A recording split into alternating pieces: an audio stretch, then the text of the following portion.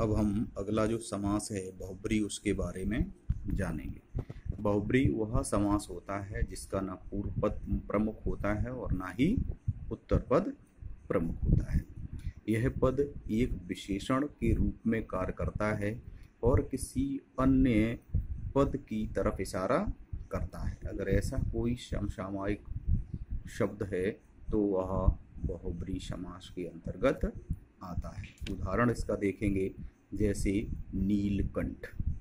नीलकंठ विग्रह करेंगे जिसका नीला कंठ है जिसका, नीला कंठ है जिसका, अर्थात नीलकंठ किसे कहा जाता है? शिव जी को कहा जाता है। तो अन्य थर्ड पद की तरफ इशारा जो कर रहा है तो वह बहुब्री समास कहलाता है। ऐसे ही दशानन, 10 हैं आनंद जिसके, अर्थात 10 आनंद में 10 मुख किसके थे? रावण के। तो यह तीसरे पद की तरफ, तीसरे व्यक्ति की तरफ इशारा कर रहा है, तो वहाँ बहुब्री समास होगा।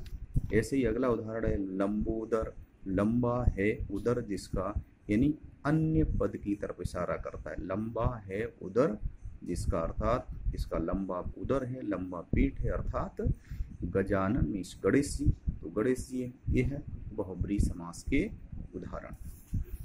इसके बाद जो छठा समास है वो आता है द्वंद्व समास।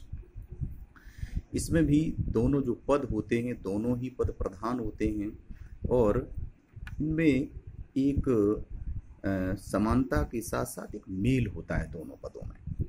दोनों पद प्रधान होते हैं, मुख्य होते हैं और एक मेल होता है, मिले जुले रहते हैं एक दूसरे से और बीच में डैश का चिन्ह लगा रहता है। तो हम इसे आसानी से समझ सकते हैं कि यह द्वंद्व समास है। जैसे जैसे सुबह शाम, सुबह शाम, इसमें सुबह है और शाम है तो एक दूसरे का सामंजस्य है, बीच में डैश लगा हुआ है, तो द्वंद्व समास। पाप पुण्य, पाप पुण्य दोनों प्रमुख हैं, प्रधान हैं और बीच में डैश है और एक मेल सा है शब्दों में, तो यहाँ भी द्वंद्व होगा।